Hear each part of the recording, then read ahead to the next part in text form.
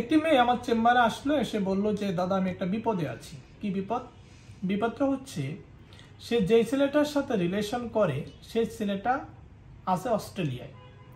এখন সে অস্ট্রেলিয়া প্রবাসী ছেলেটাকে সে বিয়ে করতে চায়। এই মেয়েটার মধ্যে অনেক ভয়, প্রচন্ড ভয়। কখন বুঝি তার বয়ফ্রেন্ড পোল্টি মারে, কখন বুঝি তার বয়ফ্রেন্ড তাকে বিয়ে না করে অন্য মেয়ের হাত ধরে।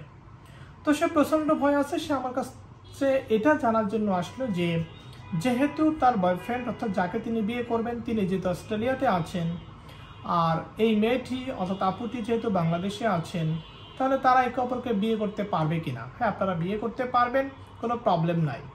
যদি আপনার প্রেমিকা বিদেশে থাকে, আপনি বাংলাদেশে থাকেন, বা আপনার প্রেমিক বিদেশে আছে, আপনি বাংলাদেশে আছেন, আপনারা একে অপরকে বিয়ে করতে পারবেন। সেই ক্ষেত্রে কোনো প্রবলেম নাই। আপনারা অনলাইনের মাধ্যমে, ফোনের মাধ্যমেই বিবাহটা করতে পারবেন।